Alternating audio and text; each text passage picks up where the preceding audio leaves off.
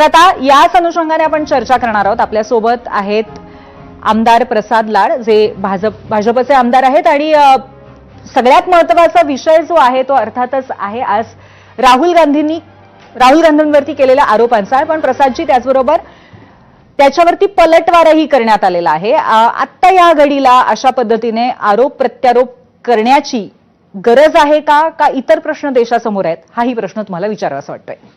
नाही, पहिली गोष्ट तर जे आरोप झाले आहेत राहुल गांधीवरती याचं स्पष्टीकरण काँग्रेसने द्यायला पाहिजे, ना की माननीय देशाचे पंतप्रधान नरेंद्र मोदी 2014 पासून किती वेळा गेले यामध्ये काही तथ्य नाही. नरेंद्र मोदीजी गेले देशाचे पंतप्रधान म्हणून आंतरराष्ट्रीय स्तरावर असलेल्या वाटाघाटी असतील, चर्चा असतील, दोन देशांमधले करार असतील, अशा अनेक विषयावरती आज देशामध्ये आपण जर जगामध्ये पाहिलं असेल तर 70 वर्षाच्या 75 वर्षाच्या इतिहासात भारत देश जगामध्ये ज्या परिस्थितीत होता त्यापेक्षा कैक पातळीवरती मोठा करण्याचं काम माननीय देशाचे पंतप्रधान नरेंद्र मोदींनी केलं.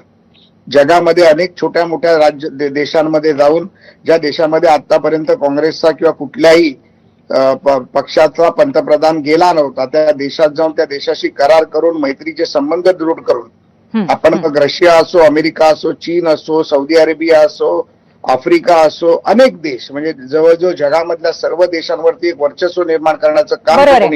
पण प्रसादजी, आता तुम्ही बघितलं की काँग्रेस नेत्यांचं पण असं म्हणणं आहे की अशाच पद्धतीच्या आंतरराष्ट्रीय युनिव्हर्सिटीजमध्ये लेक्चर्स देण्यासाठी राहुल गांधी यांना बोलवण्यात आलेलं होतं आणि म्हणून ते तिथे पोहोचलेले होते. लेक्चर्स देण्यासाठी बोलवलं होतं तर त्या युनिव्हर्सिटीची लेटर त्यांनी डिक्लेअर करावीत, इन्व्हिटेशन कार्ड्स त्यांनी पाठवावेत. एखाद्या गोष्टीमध्ये मी काही ठिकाणी लेक्चर्सला जातो तर त्याचं इन्व्हिटेशन आम्हाला येतं आणि त्या पद्धतीमध्ये आम्ही प्रवास करतो. आणि मग लपून जाण्याचं कारण काय? तिकडे जाऊन तुम्ही कौन्सिलेटला न कळवण्याचं कारण काय? तुम्ही Z+ स्पेशल सिक्युरिटीमध्ये भारतात फिरता, मग देशाच्या बाहेर गेल्यानंतर तुम्ही न सांगता जाण्याचं कारण काय? इटलीला एवढ्या कुठल्या युनिव्हर्सिटी आहेत ज्या राहुल गांधीला बोलवतात? थायलंडमध्ये अशा कुठल्या युनिव्हर्सिटीज आहेत ज्या राहुल गांधींना बोलवतात? मॉरिशसमध्ये अशा कुठल्या युनिव्हर्सिटीज आहेत ज्या राहुल गांधींना बोलवतात? हे काही तथ्य नाही. ह्या गोष्टींमध्ये राहुल गांधींचे वैयक्तिक हे दौरे आहेत, ज्या काही दौऱ्यांमध्ये सॅम पित्रोडा दिसत आहेत, काही दौऱ्यांमध्ये अनेक देशविरोधी कारवाया करताना पण राहुल गांधींच्या वरती संशय आहे. पण मग प्रसादजी, इथे फॉरेन फंडिंगचा सुद्धा मुद्दा या पत्रकार परिषदेमध्ये मांडला होता संबित पात्रांनी. त्यामुळे प्रश्न असा पडतो की हे आता केवळ तात्पुरत्या स्वरूपात असलेलं राजकारण आहे का या संपूर्ण गोष्टीचा पाठपुरावा आता सत्ताधाऱ्यांकडनं, खास करून भाजपकडनं केला जाणार आहे? कारण तुम्ही फॉरेन फंडिंगचा इथे उल्लेख केलाय. 100% ना, चुकीच्या पद्धतीने फॉरेन फंडिंग होणार असेल, देशविरोधी कारवायांसाठी जर त्यांना तिथे बोलावलं जाणार असेल, देशातले काही सिक्रेट्स जर त्यांना कळणार असतील. लोकसभेचं अधिवेशन चालू असताना लोकसभेचा नेता, विरोधी पक्ष नेता, एका पार्टीचा नेता, ज्या घराण्यात पंतप्रधान तीन कुटुंबात राहिलं, तो नेता जर देशाच्या बाहेर जातो आणि पार्लमेंट चालू असताना जातो, मग यापेक्षा दुर्दैवी गोष्ट काय असू शकते? म्हणजे किती निग्लिजिबल असू शकतात. कशासाठी जाता तुम्ही? जाता तर जाहीर करून जा ना. मी आज बाबा फ्लोरिडामध्ये या युनिव्हर्सिटीला चाललोय, मी लंडनमध्ये ऑक्सफर्डला चाललोय, मी व्हिएतनाममध्ये ह्यासाठी चाललोय. तुम्ही ज्या कंट्रीमध्ये जाता त्या कंट्रीमध्ये निवडणुकीच्या आधी तुम्हाला बोलवलं जातं, निवडणुकीच्या आधी मोदींच्या विरोधातल्या षडयंत्रासाठी तुम्हाला बोलवलं जातं.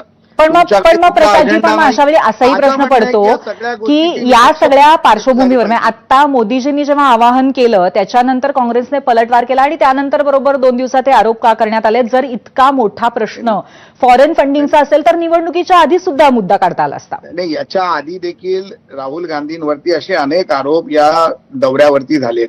तुम्ही मला एक सांगा, 11 कोटीची कमाई आणि 60 कोटीचा खर्च, ज्या वेळेला आपण निवडणुकीला उभे राहतो त्यावेळेला निवडणुकीच्या काळामध्ये आपण उभे राहत असताना आपली एक स्पष्ट भूमिका असते. आपण आपला ऍफिडेव्हिट देतो, त्या ऍफिडेव्हिटमध्ये आपलं इन्कम टॅक्स रिटर्न असतं. इन्कम टॅक्स रिटर्न मध्ये आपण फार स्पष्टपणे लिहितो की मी एवढ्या वेळा देशाच्या बाहेर गेलो. आमच्या ऍफिडेव्हिटमध्ये आम्ही लिहितो, तर राहुल गांधीच्या ऍफिडेव्हिटमध्ये त्याची का नोंद नाही? ज्या वेळेला तुम्ही देशाच्या बाहेर एक नेतृत्व म्हणून जाता, नेते म्हणून जाता, सरकारी खर्चावर जाता, किंबहुना तुम्हाला कुठली तरी संस्था बोलवते, तर ती संस्था बोलवते, त्या संस्थेने तुम्हाला त्या तिकडे बोलवल्याचं पत्र दिलंय किंवा त्या संस्थेने तुमच्या खात्यात पैसे दिले आहेत का, किंवा तुमच्या काँग्रेस पक्षाच्या खात्यात पैसे पाठवून तुम्हाला बोलवलंय का, याचा पुरावा काँग्रेस पक्षाने द्यावा. आणि माझं म्हणणं आहे, दूध का दूध, पाणी तर पाणी. प्रसादजी, त्याचबरोबर हे एक सर्वमान्य गोष्ट असते की पक्षाचं सुद्धा एक फंडिंग असतं प्रवासासाठी नेत्यांच्या, माफ करा, आणि त्याचबरोबर दुसरी गोष्ट अशी की एवढा जर सिक्युरिटीचा प्रॉब्लेम असेल तर त्याच्यावरती आधी बोट का नाही ठेवलं गेलं सरकारकडनं? अनेक वेळा लोकसभेमध्ये मला वाटतं निशिकांत दुबेजी आमचे असतील, संदीप पात्रा असतील, सुधांशुजी असतील, अनेक नेतृत्वांनी यावरती लोकसभेमध्ये राज्यसभेमध्ये हा प्रश्न मांडलेला आहे. परंतु त्याला गांभीर्याने राहुल गांधींनी कधीच घेतलं नाही. पार्लमेंट चालू असताना निशिकांत दुबेजींनी पार्लमेंटमध्ये सांगितलं की पार्लमेंट सुरू और राहुल गांधी थायलंड में बैठे. तुम्ही मला सांगा, मनमोहन सिंग सारखे देशाचे जे 9 वर्ष 10 वर्ष पंतप्रधान राहिले, जे काँग्रेसचे नेते राहिले, त्यांच्या शोकसभेला देखील हजर राहू शकत नाही. असं कुठलं लेक्चर राहुल गांधी देतात जे आम्हाला देशामध्ये देऊ शकत नाही? बरं, अगदी आमच्या अगदी देशामध्ये थोडक्यात तर राहुल एका गांधीचं lecture वाक्यात ऐकायला प्रसादजी लोकं प्लीज हसतायत. उत्तर द्या की आणि आम्ही वाट कारवाई बघतो करणार ते का कधी याच्यावरती? बोलतील. तातडीने याच्यावरती कारवाई होणार का सरकारकडनं? याच्यावरती कारवाई झाली पाहिजे. मी काय पार्लमेंटचा सदस्य नाही, पण एक विधान परिषदेचा प्रतोद म्हणून, मुख्य प्रतोद म्हणून, या राज्याचा एक भाजपाचा नेतृत्व कार्यकर्ता म्हणून माझी इच्छा आहे की यामध्ये कारवाई झाली पाहिजे, चौकशी झाली पाहिजे, दूध का दूध पाणी का पाणी जनतेसमोर आलं पाहिजे.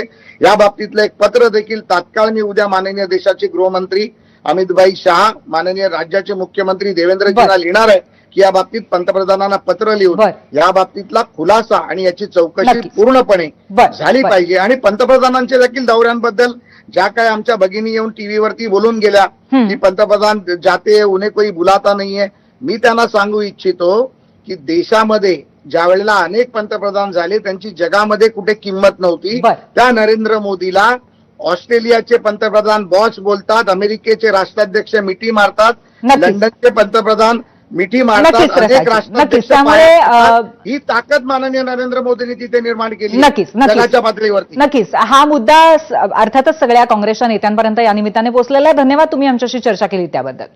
धन्यवाद.